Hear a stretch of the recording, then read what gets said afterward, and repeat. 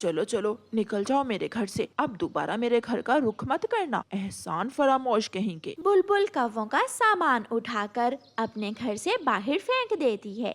गोरी कौवी और कालू कौवा अपनी बेइज्जती करवाने के बाद नदी किनारे जाकर बैठ जाते हैं। कालू, अब तो बुलबुल ने भी घर से निकाल दिया, अब हम कहाँ जाएंगे? आखिर तुम अपना घर क्यों नहीं बना लेते? अच्छा, तुम्हारे हाथों में मेहंदी लगी है क्या? घर में तुम भी तो रहोगी, फिर मैं अकेला ही मेहनत क्यों करूं? मेरे माँ बाप ने मुझे बड़े लाड प्यार से पाला था और मुझे कभी भी किसी काम को हाथ नहीं लगाने दिया था। अब मैं तुम्हारा घर बनाती फिरूं, मुझसे नहीं होता कोई काम वाम। तुम कोई ना कोई उपाय सोचो। दोनों पति पत्नी ऐसे लड़ झगड़ रहे थे कि वहाँ रानो चिड़िया आ जाती है।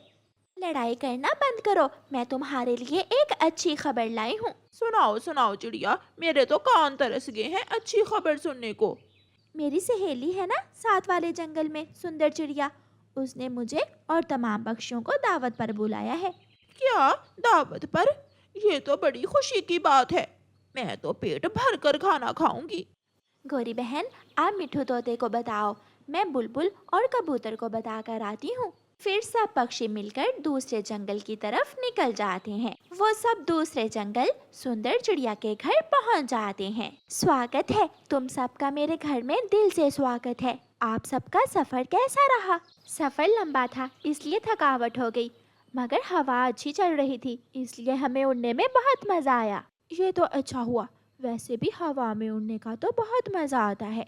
सुंदर चिड़िया, कोई भोजन का भी इंतजाम है या बातों बातों में ही ठरकाओगी? नहीं गोरी बहन, मैंने आप सबके लिए खास फलों वाला हलवा बनाया है। अच्छा, हलवा बनाया है? हलवा तो हमें बहुत पसंद है, जल्दी लाओ, बहुत भूख लगी है हमें। सुंदर चिड़िया सबको हलवा देती है। हलवे की खुशबू से सब पक्षियों की भूख और भी बढ़ जाती है। सब पक्षी पेट भरकर हलवा खाते हैं। तुम्हारा बहुत बहुत धन्यवाद सुंदर चिड़िया, आज तो मजा ही आ गया हलवा खाकर। हाँ बहन, आपके हाथों में तो जादू है।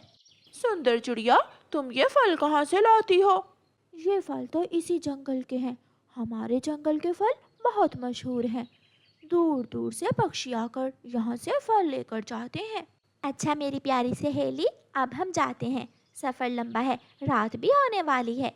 सब पक्षी जाने के लिए तैयार थे, मगर गोरी और कालू तो वहाँ डट कर बैठे हुए थे। गोरी बहन चले, अब हमें देर हो रही है। तुम सब जाओ, हम तो यही रहेंगे, इस जंगल के फल छोड़कर हम तो नहीं जाएंगे।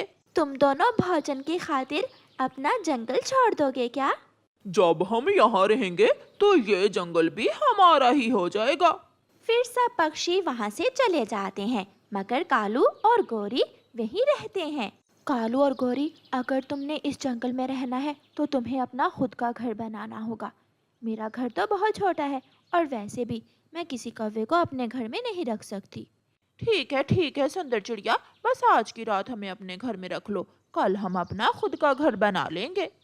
अगले दिन कालू और गोरी सारा दिन घूमते हैं, मीठे मीठे फल खाते हैं। गोरी, अब हमें घर बनाने का काम शुरू करना चाहिए। कालू जी, मैं तो बहुत थक गई हूँ, थोड़ा सो लेते हैं, बना लेंगे घर भी।